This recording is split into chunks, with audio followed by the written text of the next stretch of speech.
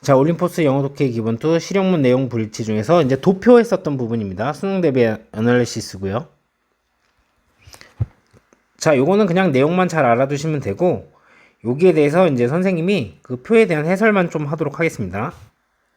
자, 소재 같은 경우는 나이 집단별 인구 점유율이고요. 뭐 주제도 그냥 나이 집단별 인구 점유율을 나타낸 표라고 보시면 되겠습니다. 그래서 조금 확대를 해보죠.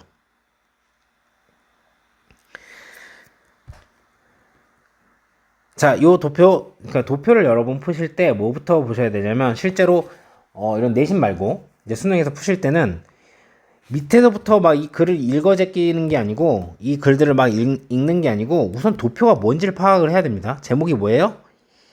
인구예요. 인구인데 어떤 거냐면 0. 자, 젊은 거에 대한 인구, 젊은 거에 의한 인구, working age, 그러니까 일할 수 있는 노동 가능한 나이에 대한 인구, 그리고 더 나이 많은 사람들에 대한 인구.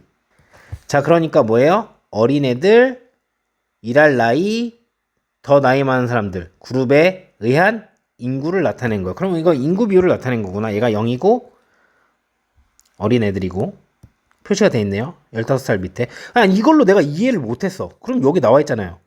15세 이하, 15세 64세, 그리고 이건 65세가 넘는 나이. 이렇게 표시가 돼 있죠. 그리고 보면 여긴 나라들이 있고, 그럼 우리가 뭐냐면, 이게 이제 어린애들은 이만큼이고, 뭐 일하는 사람들이 이만큼이고, 뭐 더 나이 많은 사람 이만큼이네. 뭐 요렇게 생각을 하시면 되겠죠. 그쵸? 와, 근데 진짜 케냐 봐라. 노인들이 정말 없네요. 빨리 죽는다는 거죠? 슬프네요. 그죠? 자, 일본 봐봐. 노인이 많아. 잘 안 죽어. 장수의 나라야. 그쵸? 근데 이제 우리나라도 이제 마찬가지가 될 겁니다. 자, 어린애들이 이렇게 많아야 이제, 그리고 워킹 에이지가 이렇게 많아야 희망찬 나라가 되는데요. 자, 어쨌든 그래서 봅시다. 그냥 표를 우선 이렇게 먼저 파악하시는 거예요. 자, 나라별 뭐야? 인구 구성률 같은 걸 나타낸 거죠. 자, 봅시다. 그래서 2021년에 보여주는 건데, 4개 나라에 대해서 요런 거, 유소년층, 어린애들, 경제활동 연령층, 고령층, 인구 점유율을 보여줍니다. 자, 그래서 일본은 가장 낮은 유소년층 비율과, 그럼 일본이니까 여기 가장 낮은 유소년층 비율이면 여기보다 낮은 데가 없죠. 그쵸? 이탈리아도 1%가 높기 때문에, 그래서 요거는 맞고, 가장 높은 고령자 비율, 아까도 얘기했지만 요걸 나타냈는데, 요것도 맞고, 고령화 사회 상황을 보여주었다. 이런 거죠. 자, 반면에 케냐는 아까는 일본. 케냐는 인구의 38%가 유소년층. 맞죠? 여기. 그리고 3%만 고령층. 여기. 그것은 케냐를 둘 연령 집단 간의 퍼센트 포인트가 차가 가장 큰 국가로 만들었다. 이런 식으로 많이 나오거든요. 그러니까 뭐가 뭐다 이거보다 뭐의 차이가 가장 크다 이런 식으로 비교하는 부분이 많이 나오기 때문에 여러분들 이런 표현들에 좀 익숙해지셔야 됩니다. 두 연령의 집단 간 퍼센트 포인트가 차가 가장 크다. 그럼 그걸 한번 구해봐야 되는 거지. 두 연령층이라는 건 0과 지금 올더를 얘기를 한 거였으니까 얘는 연령 차이가 18% 차이 나고, 얘는 35% 차이 나고, 자, 얘는 1% 차이 나고, 요건 10% 차이 나니까 얘가 가장 크죠. 그렇기 때문에 요것도 맞는 얘기. 자, 그리고 4개국 중에서 이제 미국입니다. 미국은 유소년층 여기와 고령층 비율 간 가장 작은 격차를 보여주는데, 요거의 가장 작은 격차 요거였죠. 그쵸? 1%포인트 차이에 불과했다. 맞죠? 4개국 모두에 걸쳐 여기 4개 다 합쳐 이제 걸쳐가지고 경제활동 연령층이면 요거 빨간색 얘기하는 거겠네요. 가장 큰 비율을 차지했는데, 그쵸? 여기서도 58% 가장 크고, 여기도 59%, 65%, 64%로 가장 큽니다. 자, 요건 빨간색이 아니라 이제 좀 다른 색으로 표현을 해볼까요? 핑크색이 아니라 요 색깔로. 이는 모든 나라에서 50%를 넘겼다. 그쵸? 다 넘겼죠. 여기가 제일 적은데도 50% 넘었습니다. 요것도 맞는 얘기. 자, 마지막입니다. 이탈리아는 요거는 요 색깔로 합시다. 이탈리아는 4개국 중에서 요 색깔로 할게요. 여러분들 아무거나 해도 상관없습니다. 4개국 중에서 가장 높은 경제활동 연령인의 비율을 보였대요. 이거는 맞습니다. 그러니까 요런 게 틀리는 보기가 보통 하나는 맞아요. 아니 틀렸죠. 64%는 맞았는데 요건 틀려요. 그렇기 때문에 얘가 아니라는 겁니다. 이탈리아는 64% 맞는데 얘보다 높은 데가 하나 있죠? 여기 미국이에요. 그래서 이거는 어떻게 고치면 좋냐면 이건 선생님이 고친 겁니다.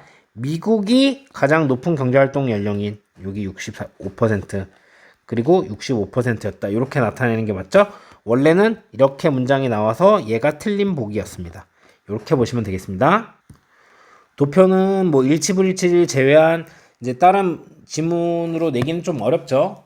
그러니까 도표에 이제 논리가 있어갖고 어떤 말해야 되는 순서가 있는 것도 아니고 그렇기 때문에 여러분 내용만 잘 파악을 하시면 좋겠고 뭐 이런 걸 따로 선생님이 표로 작성하셔서 내실 수가 있으니까. 근데 그거 외에 혹시나 굳이 낸다고 하면 이제 문법으로도 낼 수가 있기 때문에 근데 문법도 사실상 그런 어려운 문법들이 쓰일 일은 별로 없어서 좀 그런데 그래도 뭐 쉽게 맞추라고 낼 수도 있으니까 문법적인 부분을 한번 필요한 부분만 짚어보도록 하겠습니다. 자, 그래프인데요. 위쪽의 그래프는요. 보여주죠. 비율을요.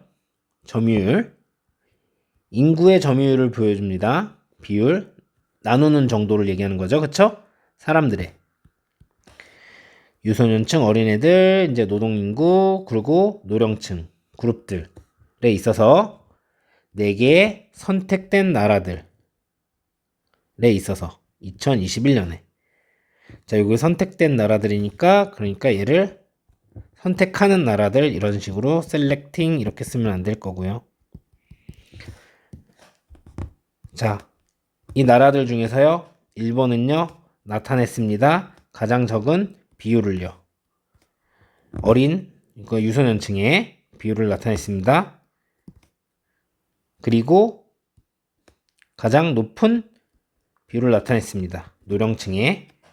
자, 나타내면서 뭘 나타내냐면 이것의 상태를 고령화 사회의 상태를 나타내면서 자, 뒤에 목적어가 있기 때문에 능동입니다. 과거였을 뿐이에요. 그래서 이거는 was exhibited 이렇게 수동으로 쓰지 않도록만 하시면 될 것 같고요. 여기 동사가 나왔기 때문에 여기는 준동사입니다. 그래서 ing 형태의 분사구문으로 쓴 거고요. 뒤에 목적어가 있기 때문에 얘도 indicated 이렇게 수동으로 쓰면 안 되고요. 동사 자리가 아니기 때문에 indicates 이렇게 동사로 쓰지 않도록 합니다. 자, 반대로요. 케냐는요. 자, 이렇게 하면 stand out 하면은 두드러지다. 서 있는데 밖으로 삐져나와서 서 있는 거예요. 그래서 두드러지다라는 표현이 되는 거예요. 자, stood out 두드러졌습니다. 38%로요. 이것의 인구의 38%로요. 어이구, 여기는 좀 조심하셔야 됩니다. 미안합니다. 여기 다시 이렇게 할게요. 자, 여기 중요 표시. 이게 있을 줄 몰랐네요. 분사구문입니다. 그런데 분사구문도 독립 분사구문 with AB 구문이라고 하죠. 자, 다시 한번 해석할게요. 자, 반면에 케냐는 두드러졌어요. 자, 38%의 인구의 이 38%가 자, 떨어지면서 떨어진다는 거 톡 떨어지는 어디 안으로 속 떨어져? 유소년 인구층으로 떨어지면서 원래 이거 주어 동사였는데 이렇게 with A, B 구문입니다. 떨어지면서. 그리고 3%만 A 다시 얘네들이 노령층에 있으면서 B입니다. 자, 만들면서 이것은 케냐를 얘기하는 거죠. 나라로 만드는 거예요. 어떤 나라냐면, 자, 가장 큰 퍼센테이지 포인트 차이를 가지는 나라로 만들면서요. 이 두 그룹 간에요. 자, 큰일 날 뻔했습니다. 그쵸? 자, 얘는 이제 자동사기 때문에 스투드는 여러분들이 이제 이렇게만 안 쓰시면 되겠죠. 스탠딩. 동사 자리이기 때문에 그 준동사로 쓰시면 안 되고요. 여기 같은 경우도 이제 fall 같은 건 자동사기 때문에 fallen. 설마 이걸 틀리겠어요? 아니면 fall 이렇게 동사로 쓰지 않도록 합니다. 수동, 동사. 그게 아니라 능동이면서 준동사. 이렇게 되는 거죠. 그리고 여기 분사구문 동사가 아니기 때문에 make라고 쓰시면 안 되고요. 오형식으로서 뒤에 목적어, 목적보가 다 나왔기 때문에 made 이렇게 수동태로 쓰셔도 안 됩니다. 그리고 it은 케냐를 얘기를 하는 거죠. 댐으로 쓰시면 안 되겠고요. 자, 4번 문장입니다. 4개의 나라 중에서요. 미국은요. 나타냈습니다. 뭘 나타냈냐면 가장 작은 차이를요. 자, 어린 유소년들의 퍼센테이지와 그리고 나이 많은 노년층의 그룹의 퍼센트 사이의 차이를요. 갭을요. 뭐와 함께? 단지 1%포인트 차이와 함께.